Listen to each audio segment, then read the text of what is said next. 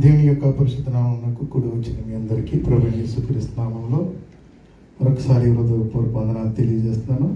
ఇంతవరకు అధ్యక్షులను నడిపిస్తున్న దేవుని సేవకులకు, అలాగే ఆరాధనలో నడిపించిన సోమరాజు గారికి, అలాగే చక్కని పాటలు పాడి వినిపించినటువంటి బిడ్డలందరికీ, చక్కని సంగీతాన్ని అందించిన బిడ్డలకి, కమిటీ వారికి, సేవ సమాజం వారికి పేరు పేరు చెప్పిన నా హృదయపూర్వక వందనాలు తెలియజేస్తున్నాను. హల్లెలూయా. అందరూ బాగున్నారు కదండి? కూడా దేవుని కృపను బట్టి దేవుడు వారం రోజులు మనల్ని, మన కుటుంబాలని క్షేమంగా ఉంచారు. ఆ దేవత దేవునికి స్తుతి, మహిమ, ఘనత, ప్రభావాలు చెల్లునుగాక. మరి రాత్రి కాల సమయంలో యోహాను సువార్త 15:14 వచ్చినట్లు మనం చదువుకున్నాం కదా. నేను మీకు ఆజ్ఞాపించిన వాటిని చేసిన ఎడల మీరు నాకు స్నేహితులై ఇందురు. సరిపోతుంది. చిన్న ప్రార్థన చేసుకోండి. మహాపరిశుద్ధుడైన మా దేవానికి వందనాలు, స్తోత్రాలు, స్తుతులు ప్రభా. ఇదిగో తండ్రి, అల్పుడును, అయోగ్యుడును, ఏ యోగ్యత నాకు లేదు. అయినప్పటికీ నన్ను నిలవబెట్టుకుని మీ సిలువ చాటున ప్రభా నన్ను మరుగుపరిచి, అయ్యా నాకు, మాకు అందరికీ కావాల్సిన వర్తమానాన్ని అందించమని ఆయన వాక్యము మీది, ప్రజలు మీ వారు, సంఘం మీది.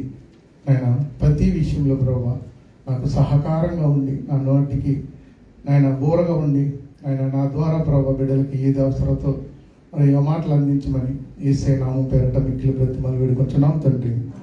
హల్లెలూయా. మరి ఇక్కడ ఈ వాక్యం చదివిన వెంటనే మీకు అందరికీ కూడా అర్థమైందని అనుకుంటున్నాను. ఏంటంటే ఇది?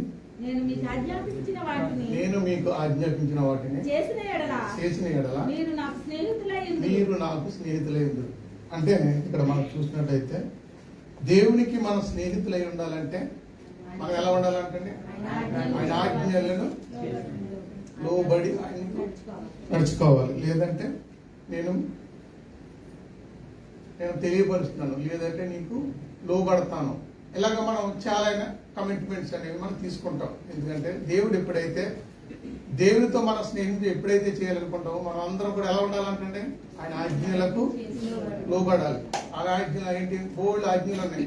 ఏమేమి ఆజ్ఞలు? మొదటి ఆజ్ఞ ఏంటండి? నేను తప్ప వేరొక దేవుడు లేడు. అంటే మొదటి ఆజ్ఞ మనం ఏం చేయాలి?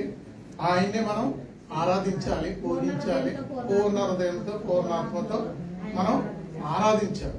ఇప్పుడు ఆరాధన జరిగింది కదా, ఆయన పూర్ణాత్మతో మనం ఆరాధించాలి. ఇప్పుడు వాక్యంలోకి వచ్చాం. ఆయన మనం ఎలాగా అంగీకరించాలి అంటే పూర్ణ హృదయంతో మనం ఆయన మాటలను మనం అంగీకరించాలి. పూర్ణ మనస్సుతో ఆయనను మనం ఆరాధించాలి, ఆయనను సేవించాలి. ఇంకా మనకేం కావాలంటే వినగలిగే చెవి కావాలి, గ్రహించుకునే హృదయం కూడా కావాలి.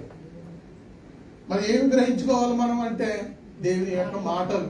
మనం ప్రక్కవారి మాటలు కాదు మనకు కావాల్సింది, దేవుని యొక్క మాటలు.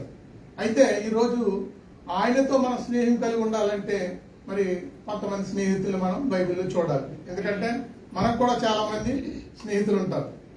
ఎందుకంటే చాలా మంది కొంతమంది స్నేహితులు వాళ్ళకి ముఖ్యమైన వారు వస్తే గనక మనం ఎక్కడ దాకా వెళ్తామండి? ఆయన సాగమంపి, కారుకి, టాటా, బై బై అన్నా కానీ మనం ఏం చేస్తాం? ఆ ప్రేమ అంత స్నేహంగా ఉంటుంది. మరి ఈరోజు మనం స్నేహాలు అలా ఉన్నాయా అంటే లేదు, అలా లేవు.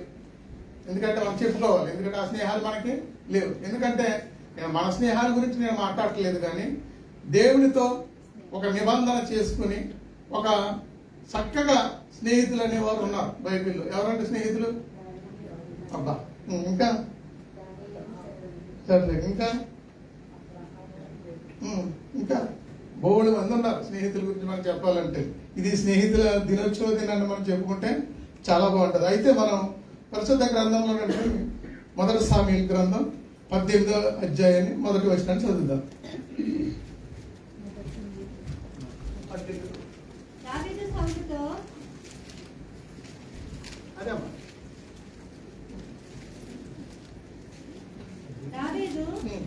సౌలుతో మాట్లాడి చాలించినప్పుడు యోనాతాను హృదయము దావీదు హృదయంతో కలిసిపోయాను.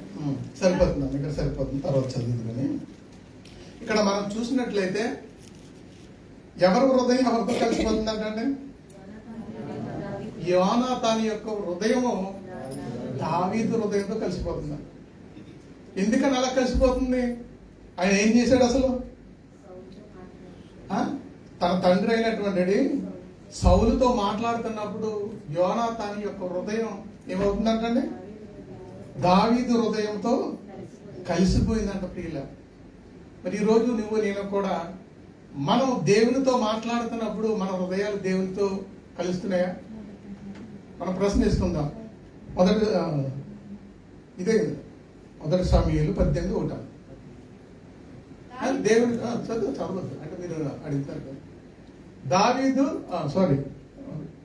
దావీదు సౌలుతో మాట్లాడినప్పుడు చాలించినప్పుడు యోనాతాను హృదయం అంట దావీదు హృదయంతో కలిసిపోయింది అంటాడు.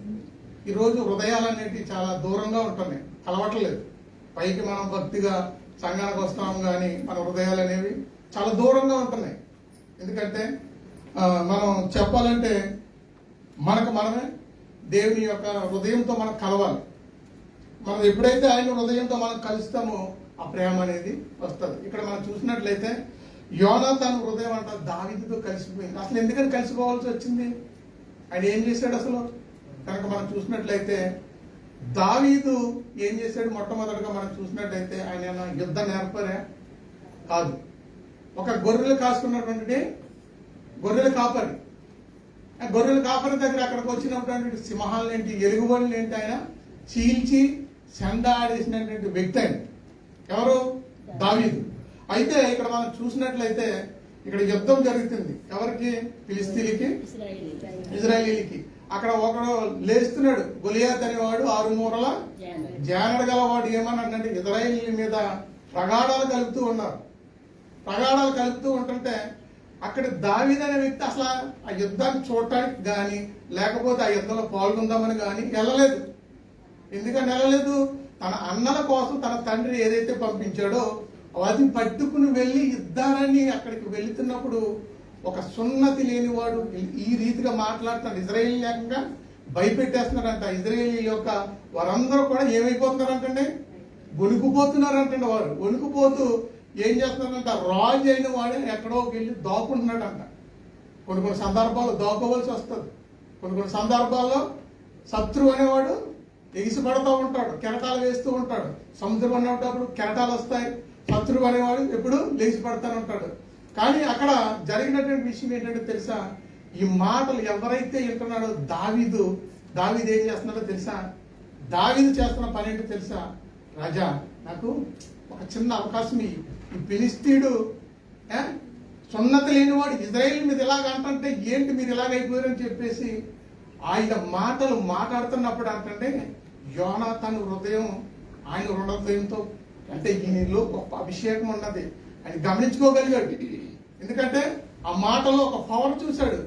కానీ ఆయన ఏం చేశాడు అంటే ఆ రాజా నాకైతే ఈ యుద్ధ సామర్థ్యం నాకు తెలియదు. నేను అక్కడ గొర్రెలు కాసుకుంటున్నప్పుడు నాకు సింహాలు వచ్చినాయి, వెలుగుబట్లు వచ్చినాయి. వాటిని నేను ఏం చేసినా తెలుసా? చీల్చి చెండాడేసానని చెప్తున్నాడు. ఇప్పుడు మనం ఎక్కడో ఉంటామండి అడవుల్లో ఉండి ఇంత గొప్ప గొప్ప కార్యాలు చేస్తామంటే నమ్మేస్తామా? నమ్మము. కానీ రాజు మెచ్చుకోవాలి. ఎందుకంటే నువ్వు అంత పొట్టుడుగా ఉన్నావు, నువ్వు అది పొట్టు ఇక్కడ ఎవరంటే బాధపడతాను. బైబిల్లో ఉన్న మాట నువ్వు పొట్టుగా ఉన్నావు అలాగని చెప్పేసి నీకు ఎక్కడ యుద్ధం వచ్చు? యుద్ధంలో నీకు అసలు ట్రైనింగే లేదు. మనం అనుకుంటాం కదా, ఇప్పుడు ఆర్మీకి వెళ్ళాలంటే ట్రైనింగ్ ఉంటేనే కదా ఏదైనా యుద్ధంలో మనం చేయాలంటే. అది గన్ ఎలా కాల్చాలో, ఆ శత్రువుని ఎలా కొట్టాలో, ఏ రూట్లో కొట్టాలో, ఏ మ్యాప్లో కొట్టాలో అనేది ఆ యొక్క నేర్పరిగా మనం నేర్చుకోలేదు ఆయన. కానీ ఆయనకి తెలుసు ఎలా చంపాలో తెలుసు. అయితే రాజుని అడుగుతున్నాడు, అయ్యా రాజా నాకు ఒక అవకాశం ఇవ్వయా అని చెప్పేసి అడిగినప్పుడు ఏం చేశాడండి? ఆయన ఎన్ని రాళ్ళు పట్టుకెళ్ళాడు? 5 రాళ్ళు పట్టుకెళ్ళాడు. 5 రాళ్ళు పట్టుకెళ్తుంటే ఆ వ్యక్తి ఏమన్నాడో తెలుసా? నేనేమన్నా కుక్కనా అంటున్నాడు. ఆయన ఏమన్నాడండి? కుక్కనా అంటున్నాడు. చూడండి ఎలా సంబోధిస్తున్నాడు. నేను కుక్కను కొట్టడా కట్టుకుంటున్నా రాళ్ళు అంటున్నారు. కానీ ఆయనకి తెలియదు. ఆయనకి దావీదుకి ఎవరు తోడుగా ఉన్నారు? దేవుడు తోడుగా ఉన్నాడు. అంటే ఆయన వాక్యం తోడుగా ఉంది, ఆయన శక్తి తోడుగా ఉంది, ఆయన బలము తోడుగా ఉంది. కానీ ఈరోజు మనం ఆయన చూసి నేర్చుకోవాల్సింది ఏంటంటే మనం ఒక్కలమైన యథార్థంగా ఆయన ఎందుకు భయము భక్తి ఆయన వంతు వాక్స్ మందు భయభక్తు కలిగి అన్ని విషయాలు మనం భయభక్తి కలిగి ఉంటే మన దేనికి భయపడవలసిన పని లేదు మొట్టమొదటి. హల్లెలూయా. ఎందుకంటే ఎటువంటి శత్రువు వచ్చినా మనం ఊరకనే నిలిచి చూస్తే సరిపోద్ది. పోయినసారి చెప్పాం కదా, ఊరకనే నిలిచి చూడండి అని చెప్పాం. అలాగే ఈ శత్రువుని జయించడానికి రాళ్ళు పట్టుకెళ్తున్నట్టే ఈయన ఏమన్నాడంటే, నేను ఏమన్నా కుక్కనా అంటున్నాడు.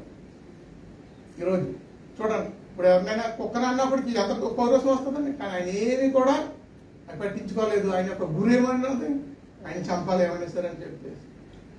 ఆయన ఉన్నటువంటి అలవాటు ఏంటండి, ఒడిశీలతో తిప్పి తిప్పి కొట్టినప్పటికి ఒకే దెబ్బ పడిపోయాడు అన్నాడు. చూడండి ప్రియుల, ఒకే దెబ్బకి శత్రువు అంత ఎగిసిపడ్డాడు, అంత బలంగా చవాలు విసిరేశారు, మొత్తం అందరూ వణికిపోయారు.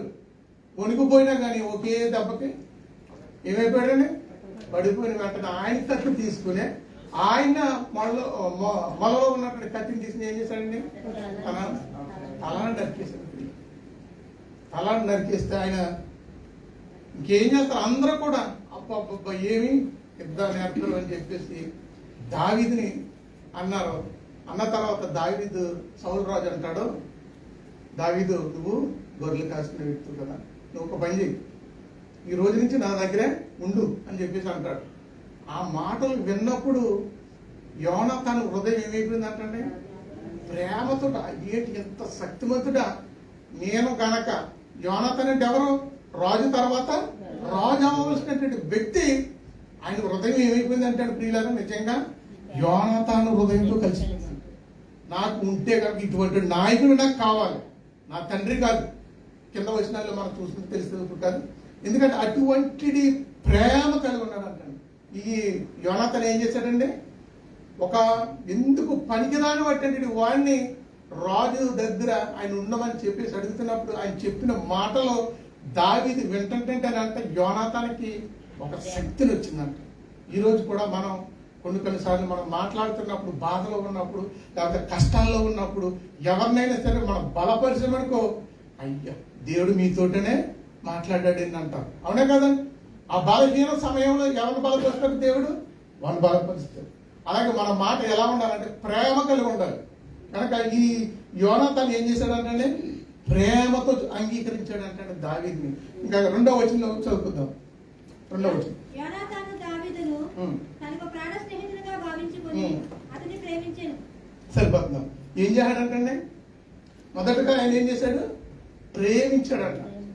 ప్రేమించడం అందరం చెప్తాం, ప్రేమించండి అంటాం. కానీ మనకు కొన్ని ముసుగులు ఉంటాయి, తొలగవు. ఎందుకంటే పైకి మాటం హృదయంలో ఒకటి ఉంటుంది, పెదాల మీద ఒకటి ఉంటుంది.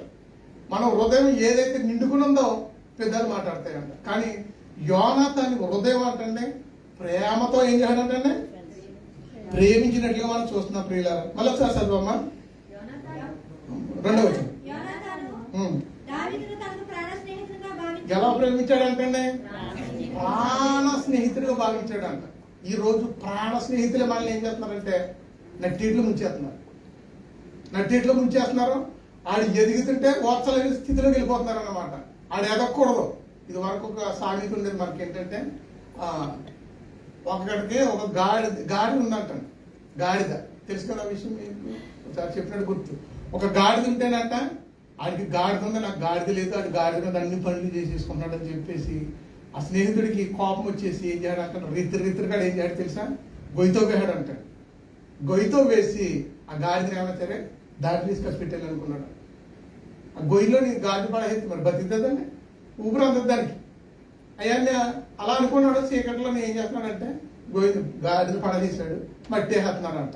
గాడి మీద ఒక పార మట్టి ఎత్తి అది వస్తుందా రాదు కదా, అది ఏం చేస్తుంది, దులుపుకుని తెల్లారిసరికి గొయ్య కప్పెట్టాడు, గాడిని కప్పెట్టాడని చూసినప్పటికీ గాడి పైన ఉందంట. అంటే దాని యొక్క భావం ఏంటంటే మట్టి ఎత్తున్నాడు కానీ అది ఏం చేస్తుంది, దులుపుకుని పైకి లేచిపోతుంది. అలాగే మనము కూడా నిందలేస్తారు, అవమానాలు పరుస్తారు, తెలిసిన వారే సిగ్గుపరుస్తారు, ఎన్నో మాటలు అంటారు, అనలేని మాటలు కూడా అన్నామంటారు, రకరకాలుగా హింసిస్తారు. కానీ మనం వాటికి భయపడకూడదు. దేవునికి భయపడాలి. ఫస్ట్ ఆఫ్ ఆల్ దేవునికి భయపడి మన వాక్యానికి మనం లోబడి మనం జీవిస్తే నువ్వు ఎవరు ఎన్ని వేసినా పర్లేదు. ఇంకొక మాట చెప్తాను ప్రియులారా, మనుషులు ఎన్ని నిందలు వేసినా పర్లేదు, ఎన్ని అన్నా పర్లేదు, ఎన్ని మంచోడు కాదన్నా పర్లేదు, కానీ దేవుని దృష్టిలో నువ్వు మంచోడు కాదు దేవుడు నిర్ణయిస్తాడు. ఆయన చేత ఉమ్ము వేయబడకూడదు. ఆయన చేత ఒక్కసారి కనుక మనం ఉమ్ము వేయబడితే ఎందుకు పనికిరావు. అవునంటారా కాదంటారా? మన స్నేహితులు పర్లేదు, వాళ్ళు ఏదో స్వార్థంతో వేస్తారు, నో ప్రాబ్లం. కానీ దేవుడు కనుక ఉమ్ము వేస్తే ఎప్పుడు కూడా పనికిరాడు అనమాట దేనికి. అయితే ఇక్కడ మనం చూస్తున్నాం ఏంటంటే యోనాతాను ఎలా ప్రేమించాడంటే ఆయన్ని ప్రాణ స్నేహితుడిగా ప్రేమించాడంట. ఈరోజు మన కొరకు ఎవరు ప్రాణాన్ని ఇస్తారు? ఎవరైనా ఇస్తారా? చెప్తారు, ఏదైనా ఆపద వచ్చినప్పటికీ మేము ఉంటామంటారు, సరైన సమయం వచ్చినప్పటికీ వెళ్ళిపోతారు. అయిపో నాకు పని ఉందండి, మా ఎంప్లాయీ లాగలేదండి, ఈ రోజే బాగలేదండి అంటాడు. జాగ్రత్త పిల్లలు, ఎందుకంటే మన కొరకు ప్రాణం పెట్టిన ఒక వ్యక్తి ఉన్నాడు. ఎవరు?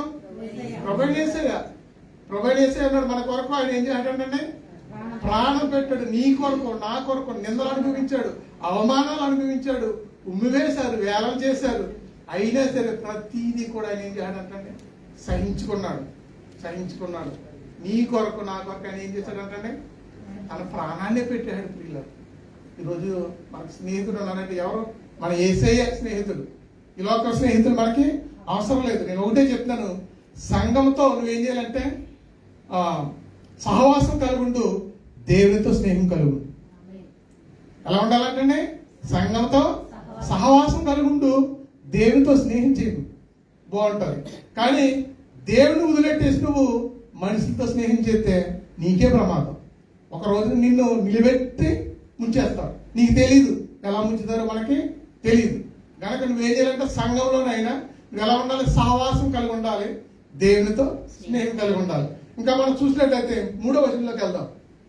దావీదు తనకు ప్రాణ స్నేహితుడిగా భావించుకొని అతనిని ప్రేమించుచు యోనాతాను అతనితో నిబంధన చేసుకొనెను. చూడండి, ఇక్కడ ఏం చేస్తున్నాడు అంటే నిబంధన చేసుకుంటున్నాడు అంటే యోనాతాను.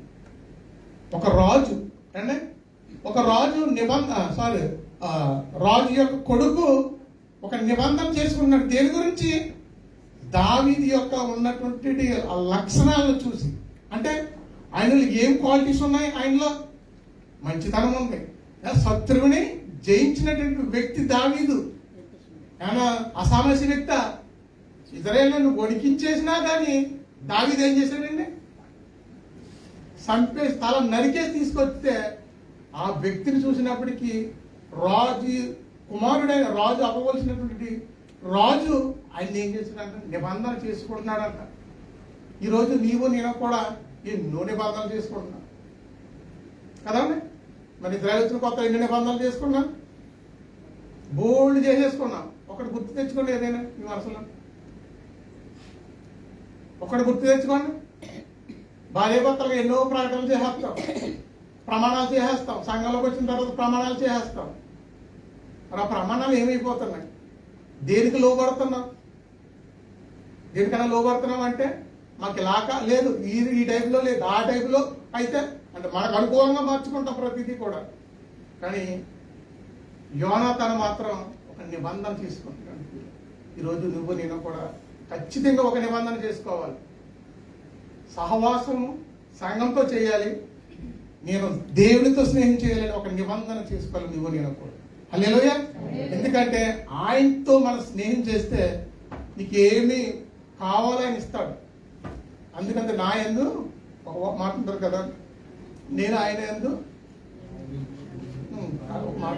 నా యందు మీరును మీ యందు నా మాటలు నిలిచి ఉన్న ఎడల నీకేది ఇష్టం అడగండి, అది నీకు అనుగ్రహిస్తాను అంటున్నాడు. ఇప్పుడు ఇష్టం లేని కూడా అడిగేస్తాం మనం, ఆయన యందు లేకపోయినా అడిగేస్తుంటాం.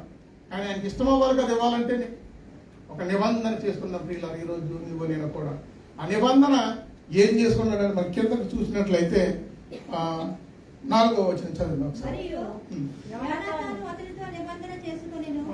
మరియు యోనాతాను తన దుప్పటిని, తన కత్తిని, తన విల్లును, నడికట్టును తీసి దావీదునకు ఇచ్చాను. సరిపోతున్నాం. ఒకసారి ఏమేమి ఇచ్చాడంటే దుప్పటి అంటే దేనికి సాదృశ్యంగా ఉంది? దుప్పడా దేనికి సాదృశ్యంగా ఉంది? దుప్పడా ఎలీ గారు ఎలీషా కొరకు ఆయన అభిషేకించి ఎన్ని సంవత్సరాలు ఆగినా కానీ ఆయన ఇంకా ఎందుకని ఆగాడో తెలుసా? దేని గురించి ఆగాడు? నాకు ఎన్ని పాలుల ఆత్మ కావాలన్నాడు ఆయన? 2 పాలుల ఆత్మ కావాలన్నాడు. అభిషేకించి ఆయన దగ్గర ఎంతకాలం పనిచేశాడు? అయిపోయిన వెంటనే ఆయన సేవకుడికి వెళ్ళిపోలేదు అక్కడికి. అర్థమైందా మీకు?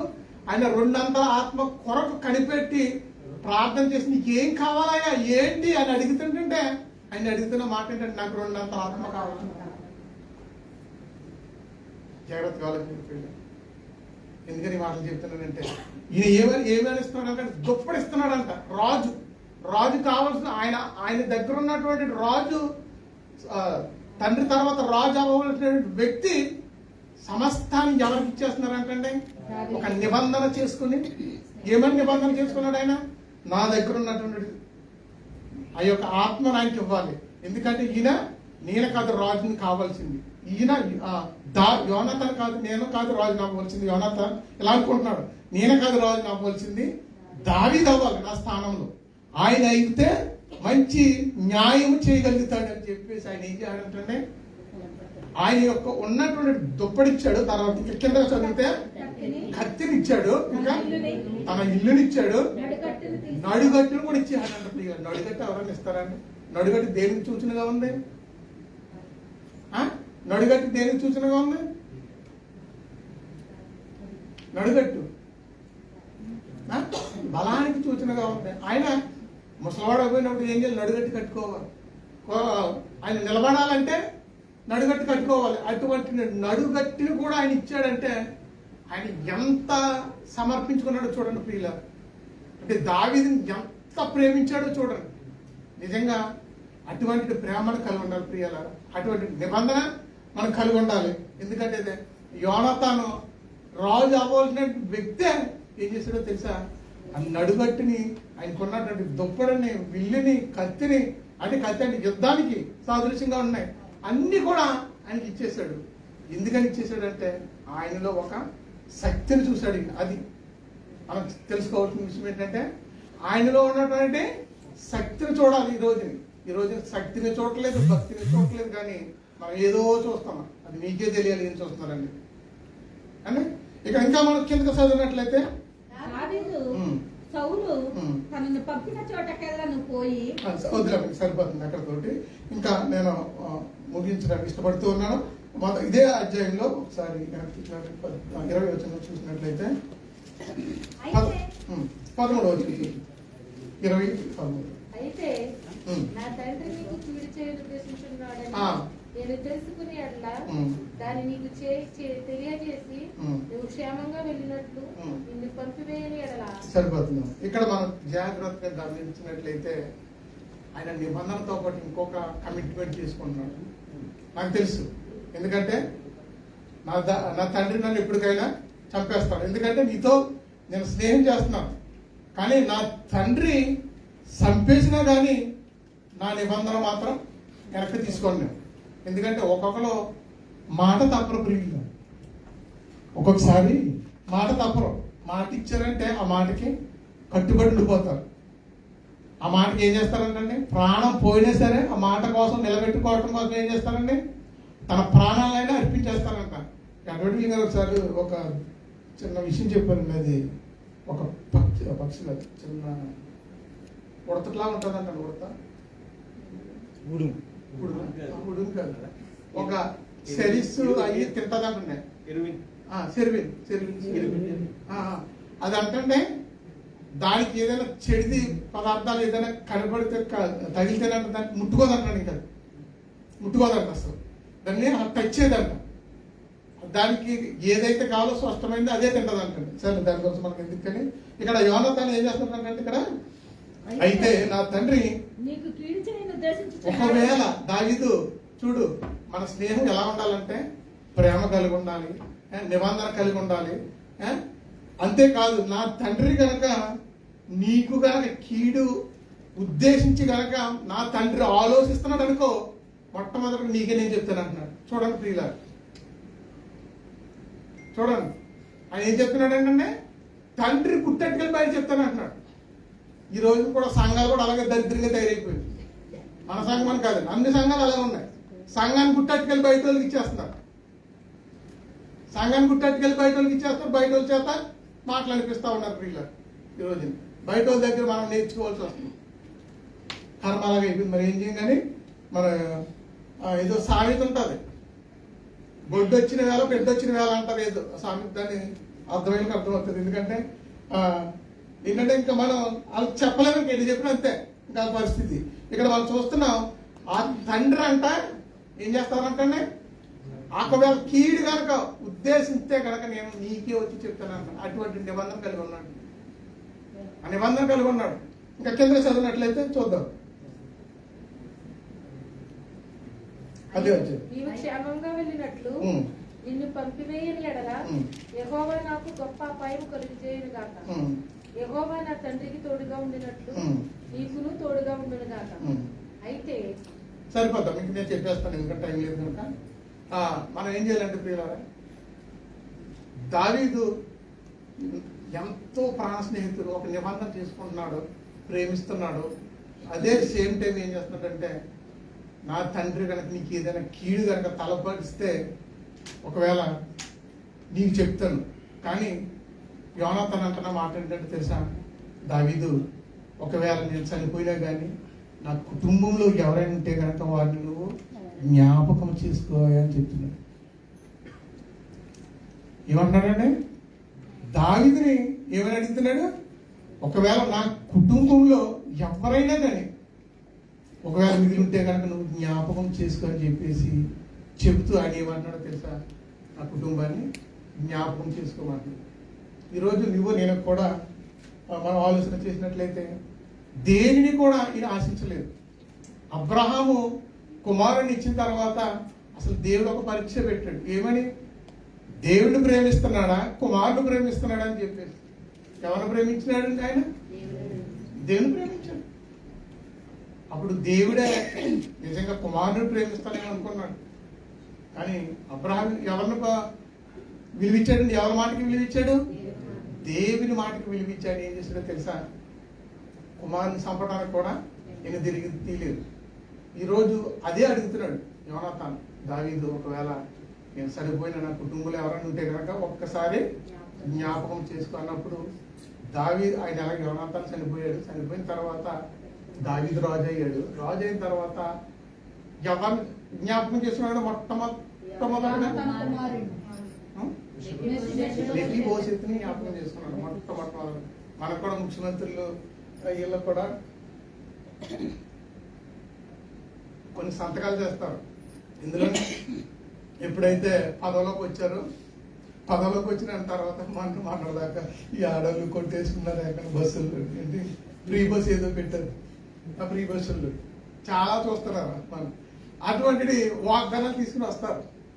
అంటే మొదటి సంతకం అంటారు. కానీ దావీదు గారు మొదటి సంతకం దేశం మీద ఇవ్వలేదు, కానీ ఎవరి కుటుంబం మీద ఇచ్చాడండి, యోనాతాను కుటుంబం మీద ఇచ్చాడు.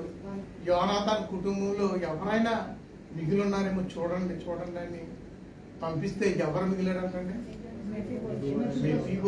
మెఫీబోషెతు ఒక ఎలాంటి వాడు, ఆయన చాలా అందమైన వాడా, చాలా నడక నేర్చుకున్నవాడా, ఎటువంటి వాడైనా కుంటువాడు ఒక ఆయన అందసందం కాదు, ఆయన నోరంతా స్మెల్. కానీ రాజు ఎలాగా ఆశీర్వదించాడంటే ఆయన్ని, ఆయన బల్ల రాజు అయితే ఏ ఆహారం అయితే తింటున్నాడో, ఏ పదార్థాలు అయితే తాగుతున్నాడో ఆయన కూడా పెట్టమని చెప్పాడు. భవిష్యత్తు యోనాతాను నువ్వు బ్రతుకున్నంత కాలం నీకేం కావాలో చూసుకోవాలి అంటున్నాడు. ఈరోజు నీవు నేను కూడా తెలుసుకోవాల్సిన విషయం ఏంటంటే, దేవునితో నువ్వు కనుక స్నేహం చేస్తే, నీ స్నేహం దేవునితో కనుక ఉంటే నీకు ఏ లోటు వచ్చినా, ఏ బాధ వచ్చినా, ఇబ్బంది వచ్చినా, ఇరుకులు వచ్చినా ఆయన ఏం చేస్తాడో తెలుసా, దేవుడే నిన్ను. అందుగురించి ఒక మాట అంటాడు, తల్లి విడిచినా తండ్రి విడిచినా నేను నిన్ను విడువను. మిమ్మును ఎలా అంటాడంటే నా అరచేతులలో చెక్కుకున్నాను. ఇంకా మంచి మాట అంటాడు ఏంటంటే తెలుసా, నిన్ను ఎవరు విడిచిపెట్టినా కానీ ముద్దుని వచ్చే వరకు నిన్ను ఎత్తుకుని ముద్దాడతాను అన్నాడు.